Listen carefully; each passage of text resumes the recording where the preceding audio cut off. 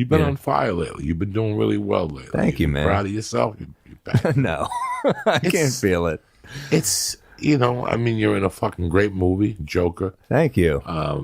You're on some Showtime show. So you're making little moves. Little things. And I hate when comics really, and I do the same. Yeah. When we really don't grasp what we're doing, we're laying down little things. It's hard to feel it. It's hard to feel the good. How was the reaction to you being in the Joker?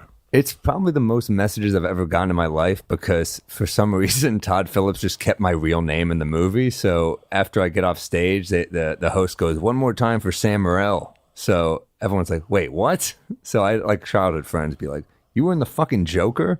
I didn't tell anyone I was in it because I was just doing stand-up. So I was like, why would they keep me in?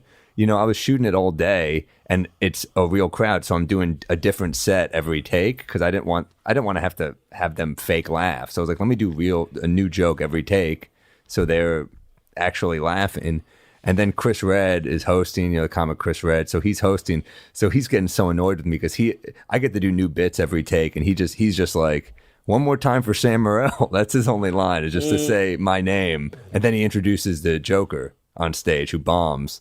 So it was, to me, I was like, well, yeah, I get to do material, but you're going to make the movie and I'm not. So I didn't tell anyone I was in it because I just assumed they were going to cut me.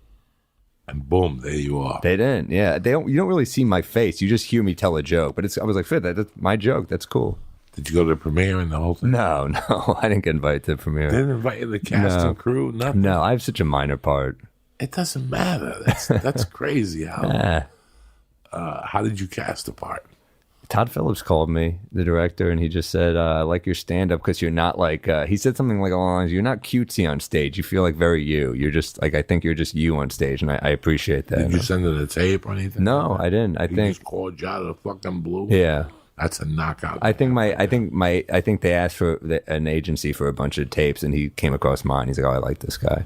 Good for you. So it was me and Gary Goldman that he liked. Gary was in it. Mark Moran was in it. Yeah, Brian Callen was in it. Was in it. Greer Barnes. A lot of comics. Pretty cool that Todd Phillips does that. It's weird how the business has changed. If you're in you could have been let's say you would have had a half hour on Comedy Central. Yeah. And you pop a fucking movie role. Yeah. 30 years ago, you start selling out every weekend. Yeah, I did a half hour. No one can find it because it's on Comedy Central. I did an hour. Nobody can find it because it's on Comedy Central. And then, now this one they put on YouTube so people can find it, It's so weird. A year ago, I bumped into some guy and he goes, I'm not doing a podcast anymore. And I go, why not? He goes, because I tried it for 2 years and I didn't sell any more tickets. I go, so you did the podcast with tickets in mind. Right. You weren't just doing it to add to your, your arsenal of things. Right. He goes, yeah, I just wanted to give it a shot, and blah, blah, blah. It's so weird how I felt about it because I feel that everything you do adds to your arsenal. That little part, 10 years from now, might become something completely weird. And 30 years from now, when you're broke, and they're doing Joker conventions, and you're showing up, and you're going, you're Sam Morril, and you're like, yeah, $10 a picture. And, it always comes back. Like, it's so weird how we look at minor things. Like, I have a million things out there, TV shows, where I brought in a box of mail, I delivered something, somebody signed, But now, looking back at it, I was just getting stronger.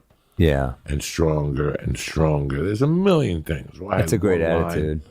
And then I got 2 lines. And then for a year, I would book movies, and they were always one day. What the fuck? Yeah. I'm One Day Joe. That's it. And there would either be the first scene with the credits rolling through it, or the last scene where the credits rolling through it. I did like a year of those. Yeah.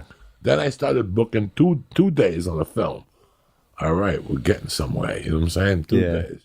Then I booked like 11 on one. I was like, okay, now. But it's like everyone counts towards something. Yeah, you're also just getting better and more comfortable in your own skin. I think each thing that like I'm doing Conan on Tuesday, and it's my sixth time on Conan, and I'm kind of No shit. So like, yeah, I think about each of those times, and the first time I was so nervous, and the second time I was like, fuck it, I'm gonna have a couple scotches before I go on. I think I think I can handle this. And then each time I just kind of like, I used to run them so hard every set, like it meant like, and they still mean a lot to me. Each set means something to me, but they're just like, I don't really. I'm just not nervous. I'm just like, well, I prepare. It's in my nature to prepare for the set. So I'm going to prepare, but I'm going to do everything I can do. Don't kill yourself. I used to kill myself over it.